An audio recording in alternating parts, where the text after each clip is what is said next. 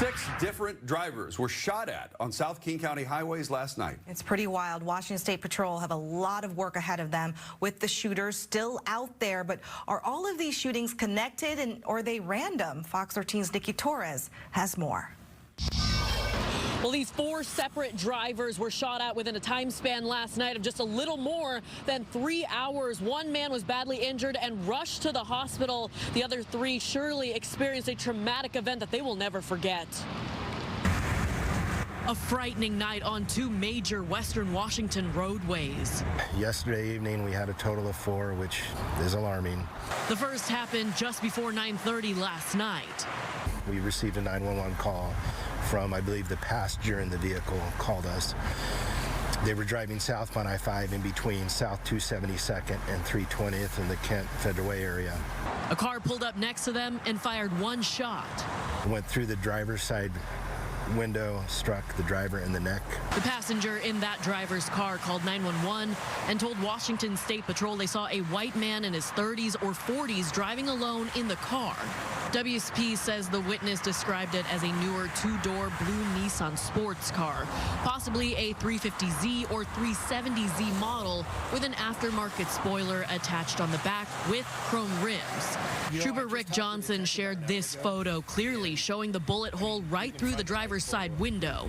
Received another phone call from an individual, said they were shot at. This was the second shooting of the evening near 200th on northbound I-5. They described the exact same vehicle.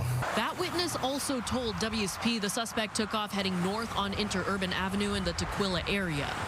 Then about 10:30, we received another call from an individual that was traveling southbound State Route 167 near Ellingson, which is just north of the Pierce County line. Victims in this car told WSP they were also shot at, and police later confirmed 2 bullet holes in that car.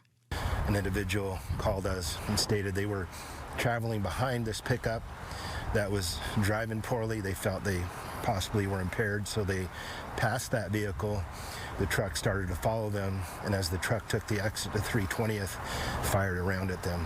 Fortunately for that 4th vehicle, it did not get hit by bullets. According to WSP, investigators believe the first 2 shootings are the same suspect driving the same car.